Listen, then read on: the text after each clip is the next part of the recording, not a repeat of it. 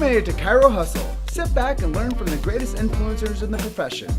This episode is brought to you by Clothes for Chiro, Chiro Sushi, Dr. Barbara Eaton's 56-day chiropractic boot camp, Dr. Alok Trivedi, the Black Diamond Club, Element Mattresses, Legacy Wealth Management, Posture Screen, MedZone, Vantage Point Marketing, Movo University, Vita Chiropractic, the Universal Tractioning System, Imaging Services, Ignite Marketing, and Zingit Solutions. Let's hustle. Hey guys, welcome to episode 52 of Chiro Hustle, celebrating our 1-year anniversary.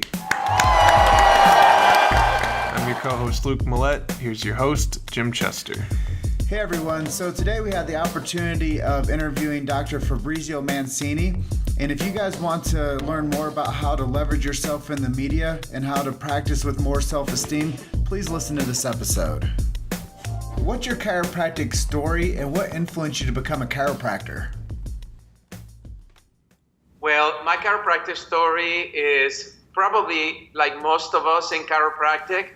I was a pre-med student. I had decided to become a doctor since I was 16 years old. As I was finishing my pre-med, I was leaning more towards neurosurgery because I found a strong passion for the nervous system, and I wanted to also be at a point where I could have the greatest influence in a human body. And my advisor kept saying to me that neurosurgeons were the highest level of specialists that you can do in medicine. So one day I was driving home after being in university, and a car rear-ended me pretty severely. Ended up in the hospital. While I'm in the hospital, the emergency room was very full. So because I wasn't dying, they told me that it was going to be a 2 or 3 hour wait. Because I'd done a rotation in that hospital where I assisted some of the surgeons, I remember that I had met a really nice orthopedic doctor.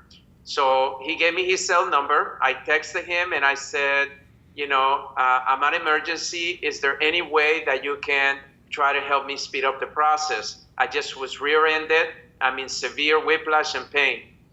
So within a couple of minutes, he came down and he said, Fab, I can give you anti-inflammatories, I can give you painkillers, but you really should go see my chiropractor. He picked up the phone, called his chiropractor and said, I have a friend of mine that just got rear-ended. Is there any way you can see him today? That afternoon, the chiropractor opened up some time, and something very interesting happened that I never forget. I get to the chiropractic office, I'm all banged up, a lot of pain. They had given me one of those cervical collars that was making it a little bit better, but in a lot of pain. And I was sitting in the reception area, and I was noticing that it had all kinds of people. So being curious, I asked them why they were there. And I had a lady that was telling me there because she was having difficulty getting pregnant. And the chiropractor had helped with the fertility issues with some of her friends. I was, on the other hand, there was another person there that had cancer. And the chiropractor was helping be able to alleviate some of the side effects of his cancer medicine. Another one was there because they had a herniated disc, and the chiropractor was helping them because of the back pain they had. Another one was there with migraines. Another one was there with allergies. And the office was just full of people that were all of a sudden describing what I was trained to think of as a specialty. And I said to myself, and this is the interesting thing because I want you to really understand the mindset of the public. I said to myself, this must be the smartest doctor in the world because they just mentioned over 5-6 specialties. How can one doctor help so many people? That's what I want you to understand. I want you to understand that chiropractic is far more than one specialty in medicine. When I saw this doctor, I saw him as someone that could really help someone in a more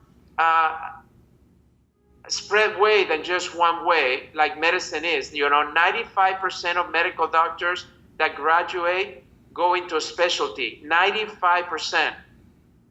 So anyways, I go inside, he takes out a spine, he says, my friend told me you're in pre-med, that you're gonna be a neurosurgeon. Let me tell you what chiropractic is.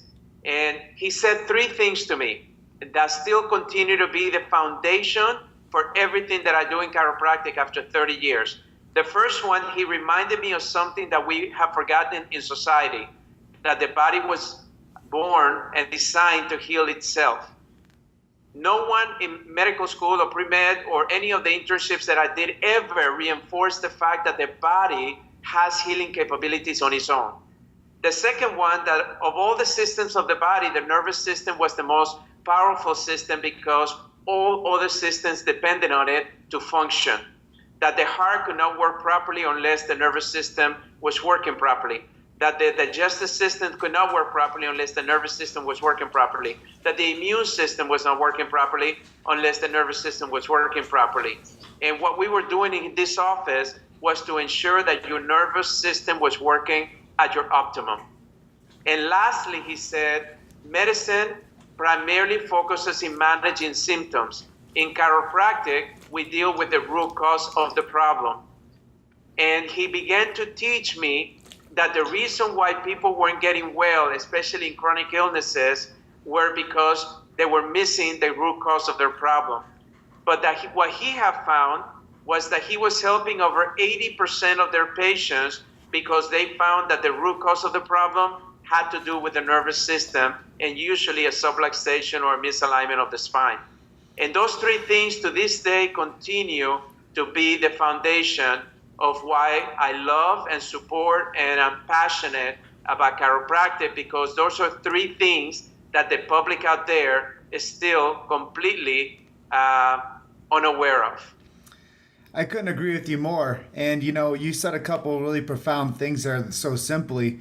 The first thing is I've been told many times that, you know, if you cut your finger, you don't have to look at it and tell it to heal. It's just going to naturally heal from inside out. You don't have to put any extra things into your body to make a scab. It's going to naturally scab over and heal, unless, of course, like you alluded to, there's some type of autoimmune condition within the nervous system disallowing the body to heal naturally, which is usually caused from some type of spinal misalignment. Going to the root cause of the misalignment is the subluxation, and when that subluxation is present, there's no way that the body's going to self-heal until that gets corrected. Yeah, and the thing that we have to understand is that over 70% of our illnesses, the cost of healthcare, are chronic illnesses. And chronic illnesses primarily exist because we have not addressed the root cause of that problem. We know that most of them can be prevented, but we don't know what is it that's allowing the body not to heal properly. So that's the reason why today chiropractic is more needed than ever before, because those statistics continue to grow year by year because they're missing one of the most principal causes, which is the subluxation itself. And then, Fabrizio, you did mention something else that made me a light bulb go off, was that chiropractors could be deemed as primary care providers, correct? Well, in fact, in most states, the chiropractic definition is a primary care provider.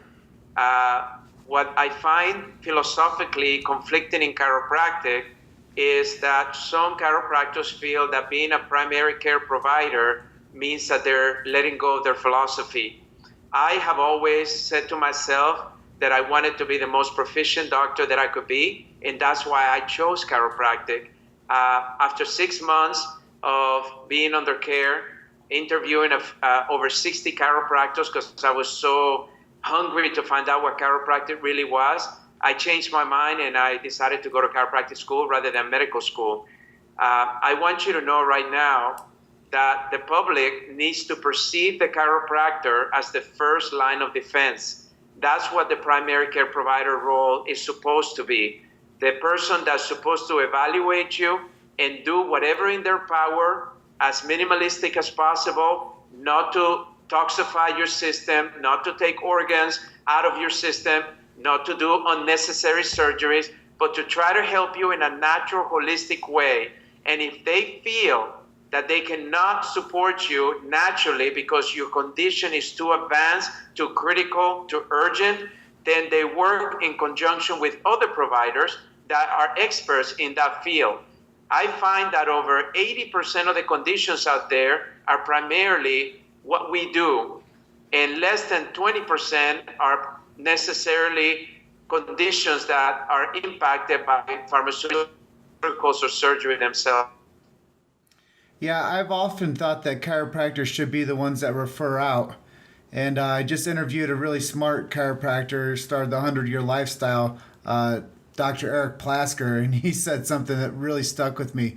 First chiropractic, second chiropractic, third chiropractic, fourth chiropractic in medicine, fifth chiropractic in surgery. That's beautiful. Well, one of the things that we have noticed is that within chiropractic, we have different ways to facilitate the healing of the body. We call those techniques. As you know, we have over 400 techniques in chiropractic.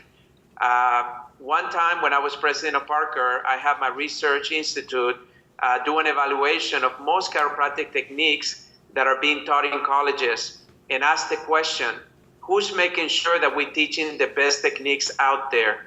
Why is it that every chiropractic college teaches 3, 4, 5? At Parker, we taught 10 techniques.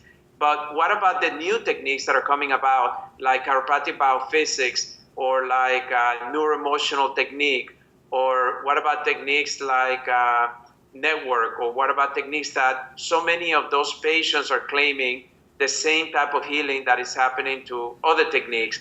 And that is an issue that we have to maintain an open mind. And I've always encouraged that the chiropractor needs to be a lifelong learner. We cannot just all of a sudden expect that whatever we learn in school is the only thing we need to do to be able to support our patients. There's so much to learn, but whenever you feel you reach a roadblock, understand there's another chiropractor down the street or within your community that may have a different approach to help support that patient and get them into a higher level of healing. Yeah, I completely agree with what you say there. And having been studying the profession for the past 8 years, I know it's not 30 years like yours, but I've become, pretty in tune with understanding that there's multiple techniques. And even if we choose a scope outside of chiropractic, like journalism, like we do, we continuously have to, sharpen our technique. We continuously have to find out what's new. I mean, it's, one of the things I've really liked about chiropractic is you guys really do a great job on continuing education. And, I know some people might not take it as serious as others, but the ones that do, those are the ones that write the books and set the trends. Yeah, well, I've always explained to chiropractors that continuing education should not be viewed as a mandatory thing to get license renewal. And that's the way many chiropractors unfortunately look at it. I have to go this weekend to get my hours. It's the typical statement that you hear. I encourage people to find continuing education that they're passionate about. Whether you want to learn how to incorporate pediatrics into your practice, go listen to some of the top pediatric experts out there. Or if you want to incorporate nutrition into your practice, or sports chiropractic, or neurology, or orthopedics, there are so many different types of additional information that unfortunately the schools can only give you so much because already we are 3.5 years after a bachelor's degree. So we already are putting our students into a lot of education. So this is something that I encourage people to continue to find those things they're passionate about and learn from the perspective of wanting to always better serve their patients rather than just making sure they're getting enough hours to keep their license going. Yeah, and I think that that's a great way to see it. And I tell people, you don't have to do anything. You get to do it. And yes, it's a privilege. It is. And, we don't have to be tuned in all the time, but we have to be present. Yeah. Right now, honestly, because I do a lot of media, I get to hear the pain and struggles of the public. That's what keeps me so fired up, because I realize that what we do has tremendous benefit, and also it gets results in the majority of the patients that we accept. Most of the surveys that we have done to our patients have been typically over 80% satisfaction, meaning that the patients feel that chiropractic has resolved completely or mostly of their condition. And what other profession in healthcare can claim that they help over 80% of the patients that they have. I have never found one. That's the reason why I believe that we need to feel good and confident about the work that we do, but we also need to make sure that we are responsible to earn the trust of the community and the public, because that is a lot on us in how professional we are in the way we conduct ourselves in the office and out of the office. Yeah, I really agree with a lot of what you say, and you just basically back up a lot of my beliefs that I've already formulated. But let's talk a little bit more about you as the practitioner of 30 years and what really makes you unique in the chiropractic space, and what are you doing different? Well, I've had a very interesting journey in chiropractic. As a student, I became the first student to speak at Parker seminars, and I spoke for almost 3 years. And led all the students in the United States to come to the seminars and then inspire them. And we all did sessions that we all shared. How can we support one another even though we went to different schools, and what were the main issues that were keeping us to truly being successful. Then, of course, I opened a practice and I became very successful from the first year.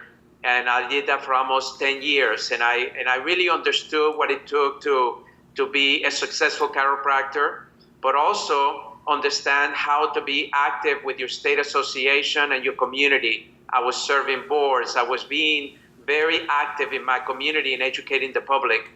Then I was asked to be president of Parker University. I became the youngest president in the United States at the time of any college or university. One of the youngest presidents ever in chiropractic at 33 years old. And I did that for almost 14 years. And then I decided to go into entertainment. I started have my own radio show with Hay House with about 1 million listeners every week. I became Fox News Healthy Living expert, which will reach about 5 million people every week for the last almost 4 years now. Then I became the expert for Dr. Phil, the doctors, NBC, CBS, CNN, and then the Hispanic stations, Telemundo, Televisa, Univision. So I have a very unique perspective because being a practitioner, I understood kind of like the needs of the community and what it takes to run a business, which is one thing that people don't teach us well enough in our preparation to become chiropractors. Number two, as a president of Parker, I was not only understanding the mindset of a student and the struggles of the students and what it takes to prepare a successful student, but remember that I was also president of Parker seminars, where we had helped over 50,000 chiropractic offices become successful. So I was really understanding what successful practices were doing and what were unsuccessful practices were doing.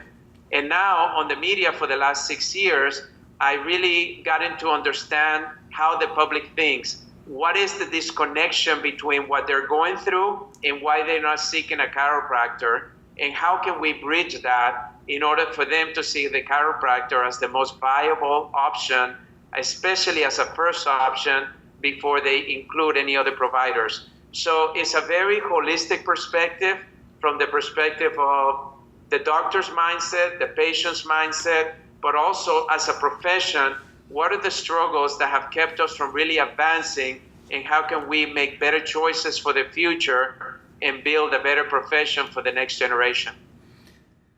Wow, that's profound stuff and touching so many lives and continuously. I think one of the most important things I can ever tell anybody is consistency in the marketplace. And it sounds like that you're at the pinnacle of consistency, and that's why so many opportunities have opened up to you, and that's why leadership comes easily for you, I'm sure.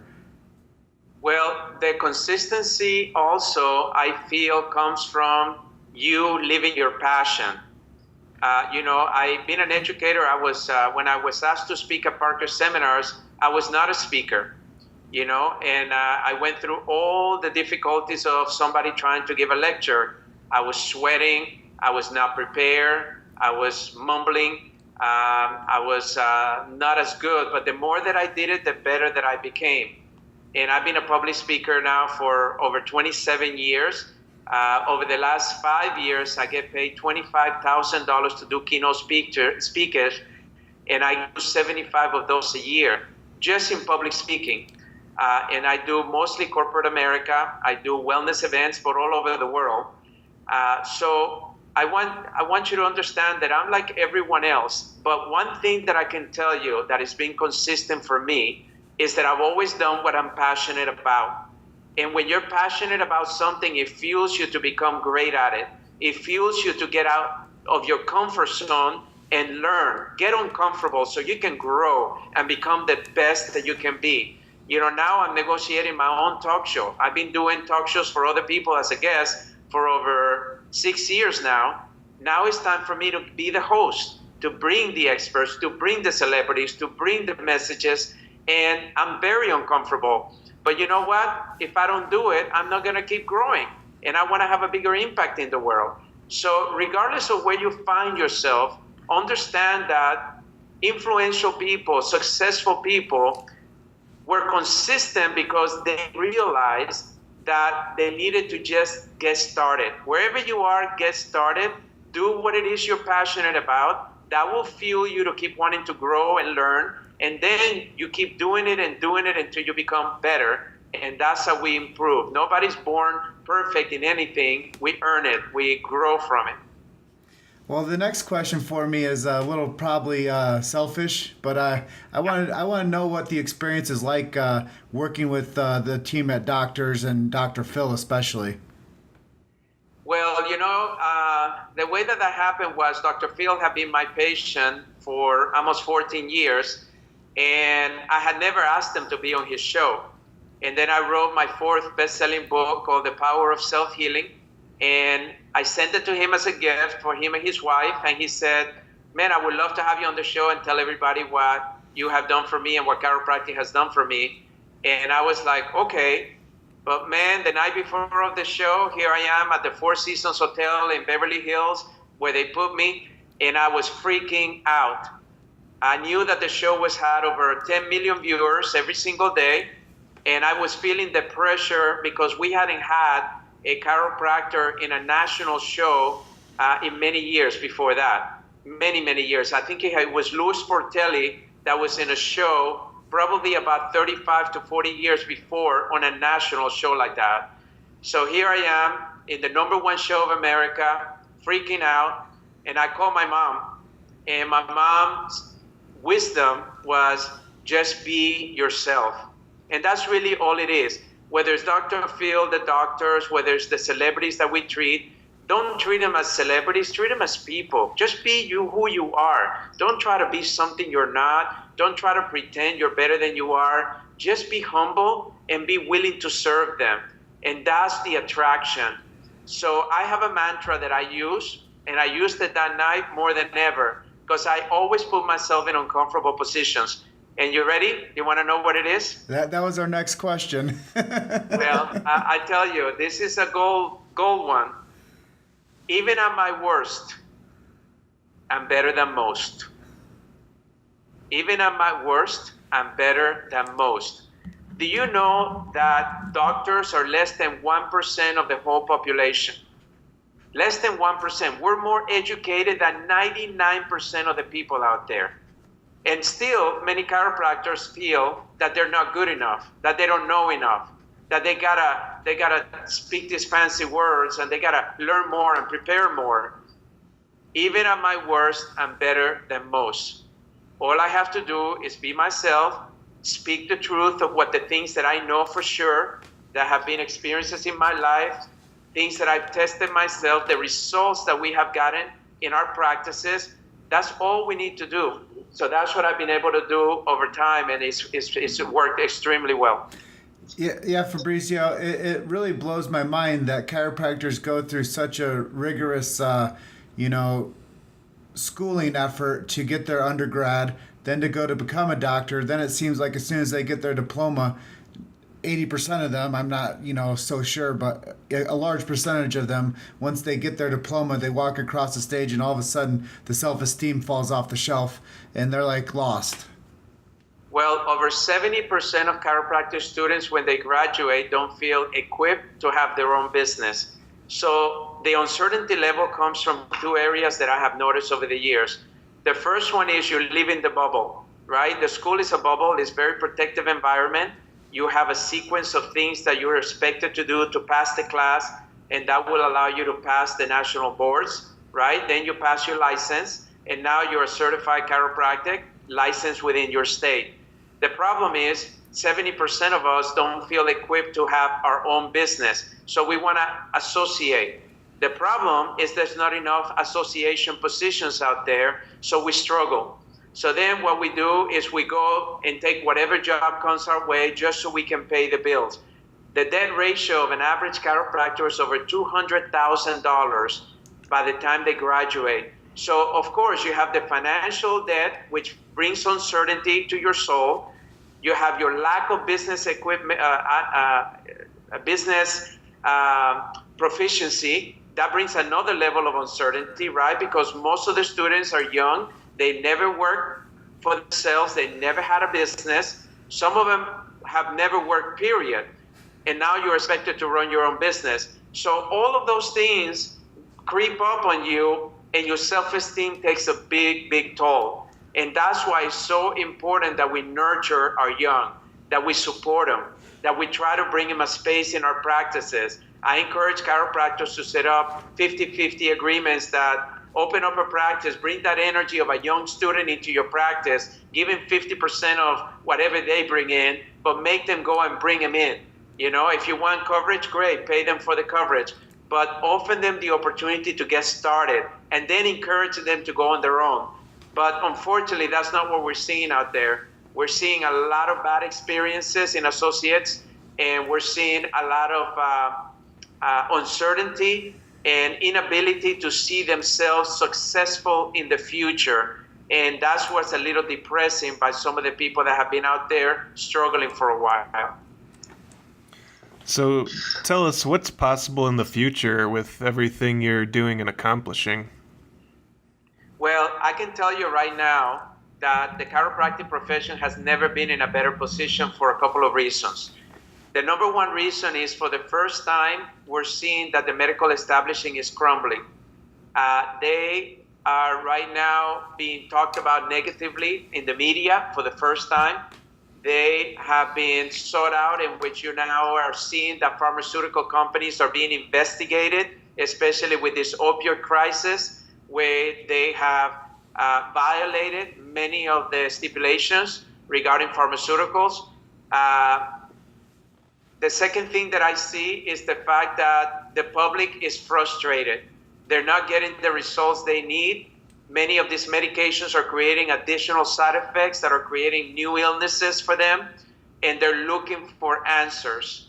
I believe this is the time for the chiropractic profession to stand up, to be proud, to tell our story like we've never said it before. I get so touched whenever I get a book in the mail. Somebody says to me, you know, Dr. Fab, you've inspired me to write my own book. You know, I can even write. If you see my sentence structure, you will laugh at me, but I've written 4 best-selling books. The first one being Chicken Soup for the Chiropractic Soul, which was a huge success and one of the biggest successes of Chicken Soup. My 4th book has been an international bestseller in 6 different countries on the same week. That's what it takes to be an international bestseller. I want you to know, if I can do those things, anybody can do those things. I can hardly even speak English, and I'm getting paid a lot of money to give all these presentations. Why? Because I'm passionate about it, because I'm certain about it. And everywhere I go, the first thing I say is tell my chiropractic story. Why I became a chiropractor, and why, if you don't have one, you should consider having one immediately.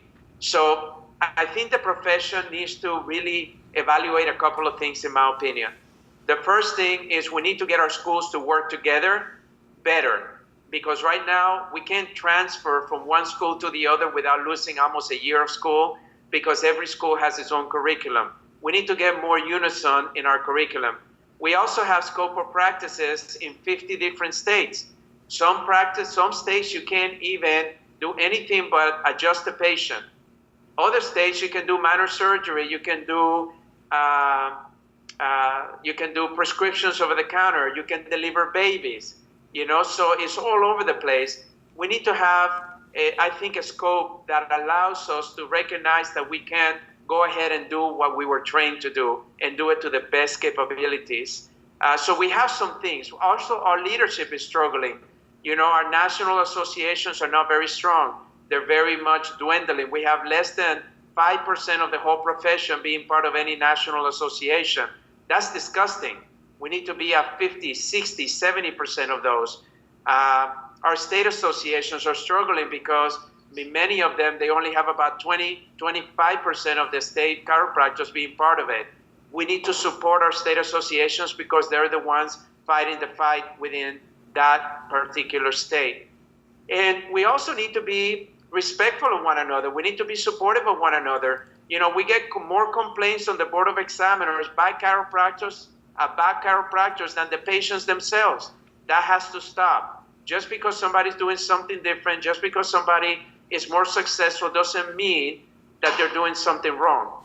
If you have a question, go and meet that person and ask them. But for you to report people to the board and for you to say they're doing something here or they kept the patient too long or whatever, you have to be careful about that because, those laws are set up to protect the patient, not to necessarily defame your brother and sister in the same town.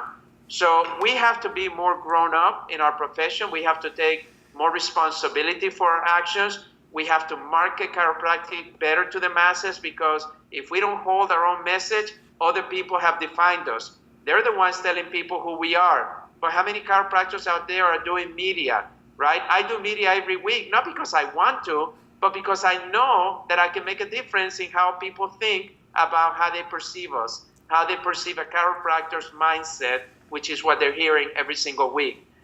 We also think that we need to invest in our profession. Our PAC money, our legislative funding money is ridiculous.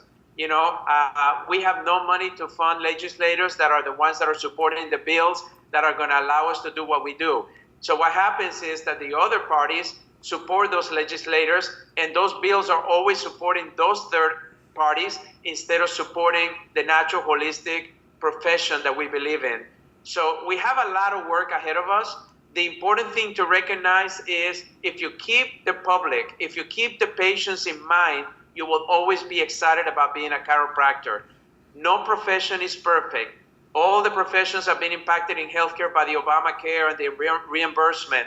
It's not just the chiropractors. I have medical doctors that are making $60,000, $70,000 a year because of the reimbursement changes. So that's not necessarily only us.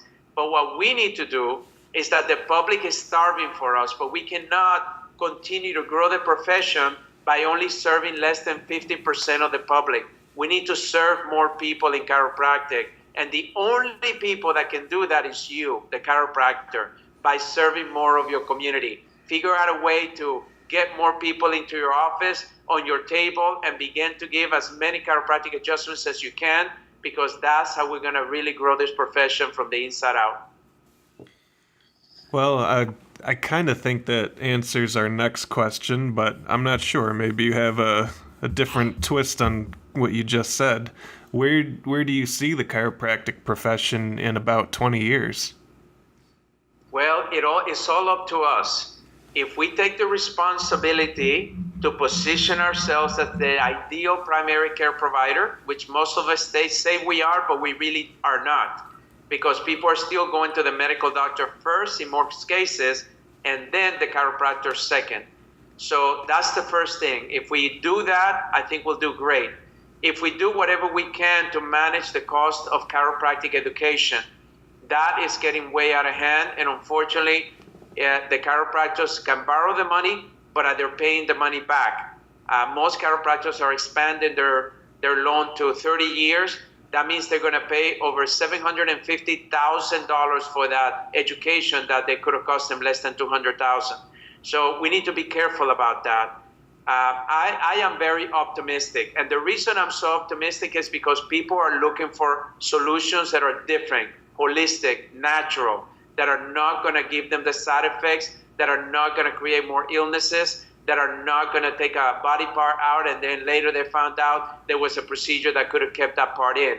So I'm very optimistic. So I do see that the profession We've been flat. In 1996, we had double the amount of students in our schools, double the amount of students. We have to get more students in our schools if we're going to grow. So we have gone half since 1996 on the amount of students in our schools. We need to be able to grow by inspiring people to become chiropractors, but also grow by inspiring the community to become chiropractic patients. So I believe if we take responsibility, we have a great opportunity to grow this profession.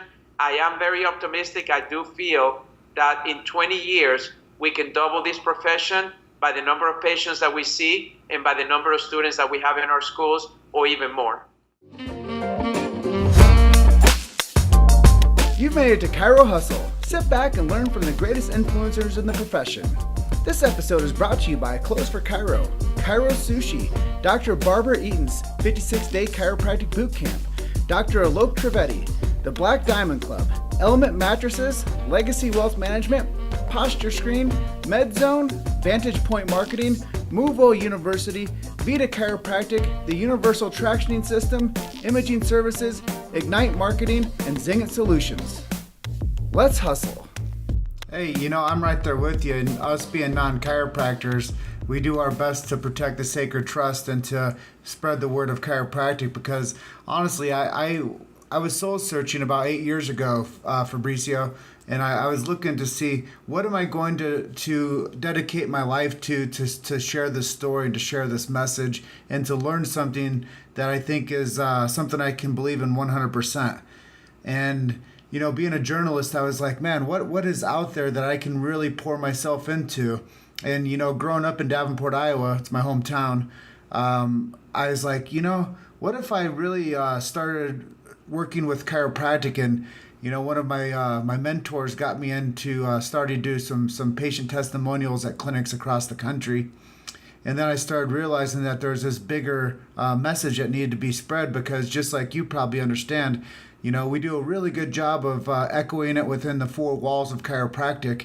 But as you've noted, we don't do a very good job of echoing chiropractic outside the four walls of chiropractic. So really what you're saying is I agree, and I hope to be able to help accomplish some of these milestones and, help with being the megaphone for the beautiful profession of chiropractic. Well, and that's the reason that I'm here, because I've seen you do that, and I want to support anything that supports the advancement of this profession. You didn't come to me and ask me to be on this interview. I came to you because I appreciate what you're doing, and I can respect it, and I know the necessity of it. I do think that we need to be able to write maybe brief articles that chiropractors can submit to their local newspaper for publication, or maybe their magazines in the area. I do feel that there's a need for pitches to the media, to the newsrooms of every major network in your community, because I have friends of mine that are hosts and producers for the news, since I've been doing so many news now, and they say that they get pitches by pharmaceuticals over 200 a week. And I said, well, how many chiropractic pitches? And I said, we don't even get one a month.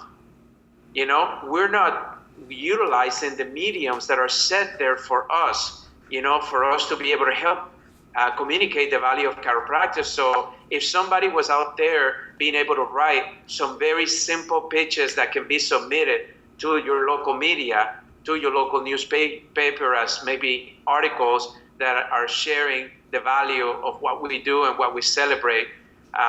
Thirdly, I can tell you right now that the media is loving testimonials of people. Every time I get invited to a show, they say, do you have a patient that has experienced this, that you are helping through this? Why? Because they know that the audience is going to be all attracted to an individual that is experiencing the message. So if you have right now an individual patient that has had great success where traditional medicine has failed miserable, this is the kind of cases that you want to bring to the media, because they would love to have you. Maybe they'll send a crew to your office, interview the patient, interview you, in order to do a little segment on the 6 o'clock news, or perhaps on the 10 o'clock news. This is all the missing opportunities that we see. I'm a public speaker, and I go and speak to all these corporations, And then I'm saying to myself, how come we have some of the best speakers in the profession, but the only people that get to hear them are chiropractors? We need to bring the message of chiropractor to the public and not keep talking to ourselves. We keep talking to ourselves to the point that we're not changing and growing and transforming chiropractic. We need to be speaking to the public.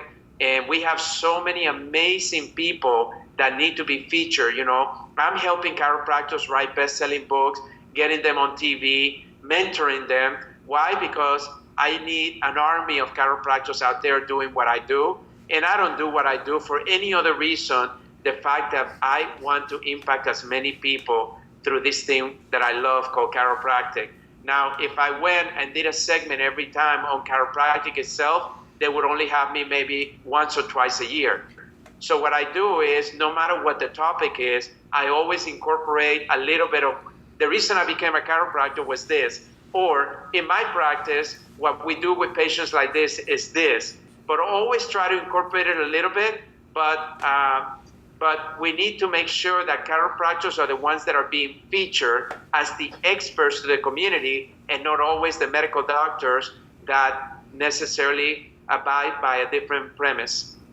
Well, Fabrizio, I think that you take me to the next question, and you're such a good subject to interview because you know when to take a break, but you also deliver really good content in between the spaces that we ask the questions. So thank you for being such a articulate guest, even though you say you might not be the best speaker. I think that you're doing a really good job, so thank you for sharing.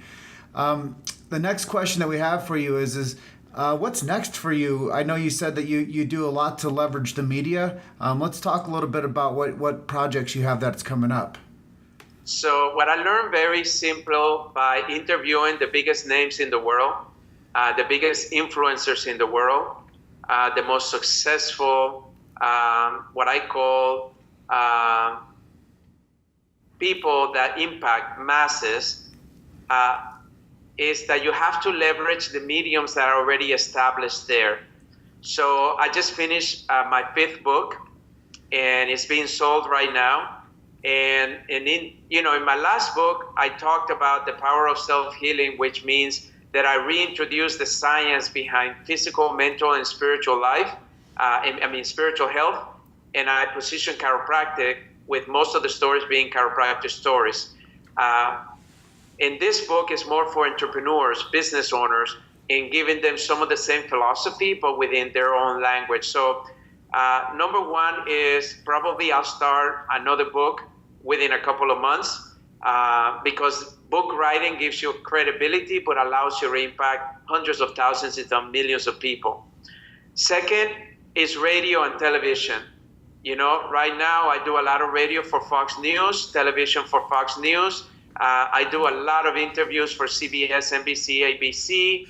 I'll continue to, you'll see a lot more of me in the doctors over the next season number 10. And the reason I do that is because I want them to see a chiropractor along the lines with other experts out there. So you will see a lot more of that. So I just decided to start doing my own show. So I opened up an entertainment company in Los Angeles that I'll be pitching my own show to Universal and CBS and NBC, CBS, ABC, and Warner Brothers, hopefully to start as soon as possible. So you will see that in the near future. Public speaking is the other thing. I continue to public speak, but I just signed up. I never had a bureau representing me. I just signed up with the top 4 bureaus in the country, where now I'm going to be more selective with my speaking. And I want to continue to speak, but at bigger entities, and also being able to get into the corporate America world so they are inspired to maybe hire chiropractors to be on site, which is something that I always recommend to the CEOs. I started my own one-day workshops because I want to go to the public and start bringing the public into my workshops and guiding them as to why they need to live their lives a little bit different so they can get a better outcome and results. So you'll see more speaking and also more strategically speaking. And, to me, I can tell you that the most important thing that I wake up every single day saying to myself is, what are you going to do today to impact more people. And that's what drives me every single day, because we have a big world out there that is struggling, and we have answers. And the question is, are we doing the best we can to help get those answers to as many people as we can in our community? And that's pretty much what you will see from me. So I do consult for a couple of big companies, more strategically on how to position themselves. I have a group of millionaires. I have 60 millionaires that I mentor, and we get together 3 times a year, and I share with them all my secrets of what I do, and then I introduce them to all my influential relationships. So I stay very busy, but man, I tell you, every day I'm like a little kid in a candy store. I just can't wait to get there, you know? Well, I really appreciate you making time for us too, considering the amount of access you have to so many amazing people, so many amazing platforms. And, you know, we're a bootstrapping operation here, just keeping the free speech available in the chiropractic space. So we really appreciate you taking time with us today as well. Oh, my pleasure. Where, you know, I want to, first of all, congratulate you for the vision, and continue to listen to what is it that they need, so you can keep providing solutions to them. Because right now, depending on what school you went to, how old you are in chiropractic, how many years in practice, your needs may be different. But I do feel that one universal need is what I call validation. We need to do everything we can to validate every chiropractor, to recognize that becoming a chiropractor was the best decision they could have made in their life.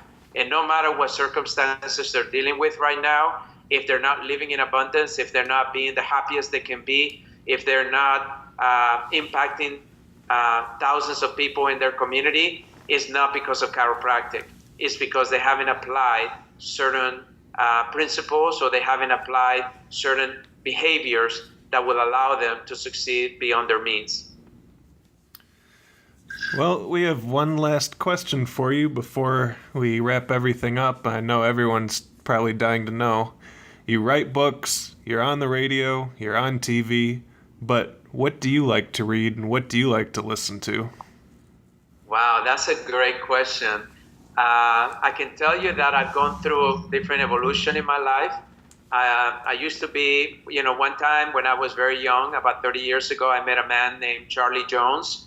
And Charlie used to tell us that in life you become the person you are by 2 things: by the books you read and the people you meet.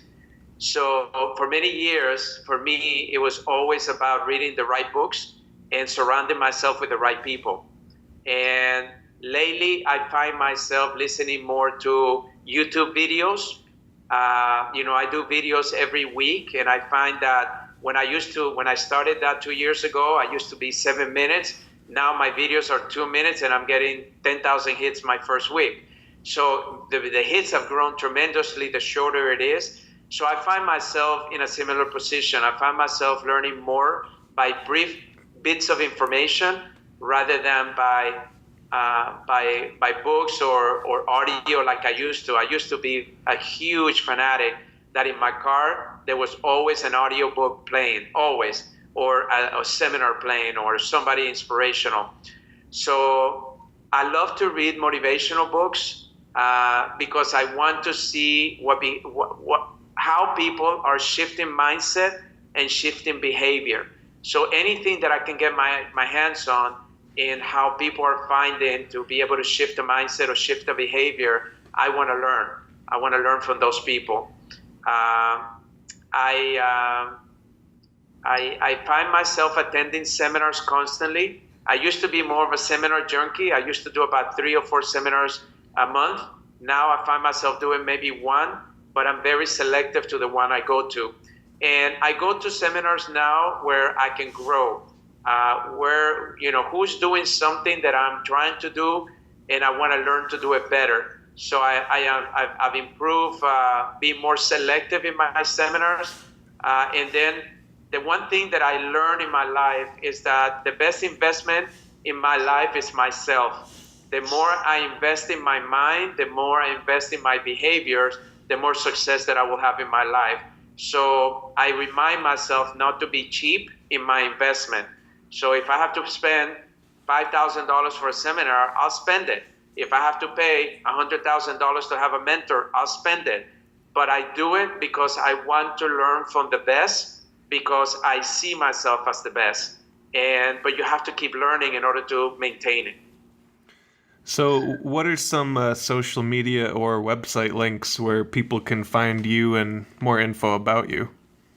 Well, my main website is drfabmancini.com. So drfabmancini.com. And from that website, pretty much you can go anywhere you want to. If you want to subscribe to my YouTube, it's Dr. Fab Mancini. If you want to go to social media, Facebook, I post a lot of amazing things, is Dr. Fab Mancini. If you want to follow me in Twitter, if you want to do my Instagram, the only thing with Instagram is Dr. Fab Mancini. I do have the Dr. Fab Mancini, but I hired this company to do my social media, and they opened a new account, and now I have thousands of followers there, and I'm trying to figure out how to bridge it with the other one so I keep consistency in my brand. But those are the main areas. And my email is fab@drfabmancini. Fab@drfabmancini. So if anybody wants to ask me any questions, or they're needing support, or would like for me to guide them in any particular challenge they may be facing, don't hesitate to email. I mean, I get emails. I still get over 2,500 emails a day, and I respond to all of them. And the reason for that is because I don't take them for granted. I know if somebody's reaching out, I must reach out too. Well, that's all amazing and fantastic. I want to thank you for being our guest today. Is there anything that we didn't ask you that you may have wanted to talk about? Well, if there's one parting word that I would teach you, and it's something that I teach as a rule that I follow, is live every day like if it's your last one. If you imagine for a moment thinking that it's your last day, how would you show up? How would you show up to your partner at home, to your children?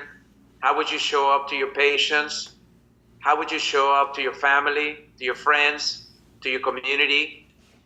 I have followed that principle since I was 16 years old, because I came close to dying and I didn't think that I would have a tomorrow. I want you to know it's one of the greatest lessons that I have lived in my life, and I want to share that with you. I just felt inspired for those that are listening that keep procrastinating and waiting for tomorrow to do what they know in their heart needs to be done today. You know, in life, the circumstances that you're facing is not defining you. It's how you're responding to it. And I find that the one reason why people do not respond, knowing what they got to do, knowing what they need to do, is because they're still waiting for another day to come. So if you think like this is your last day, how would you live it?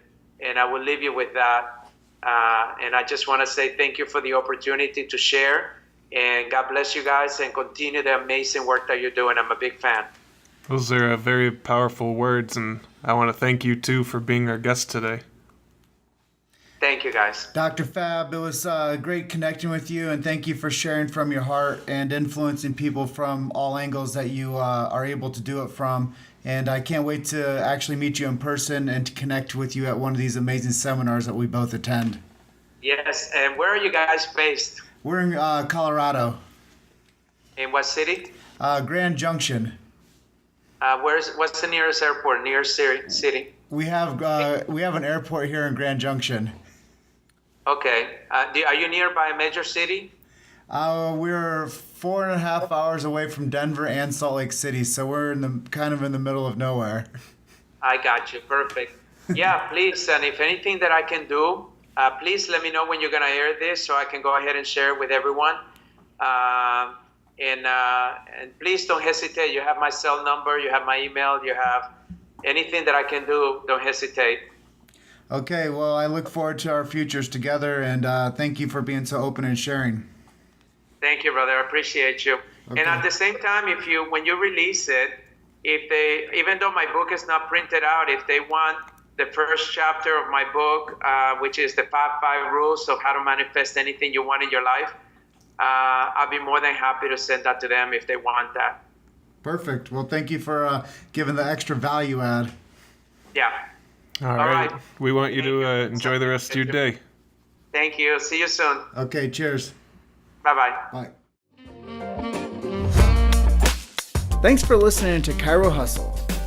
Don't forget to subscribe and check back next week to continue hustling.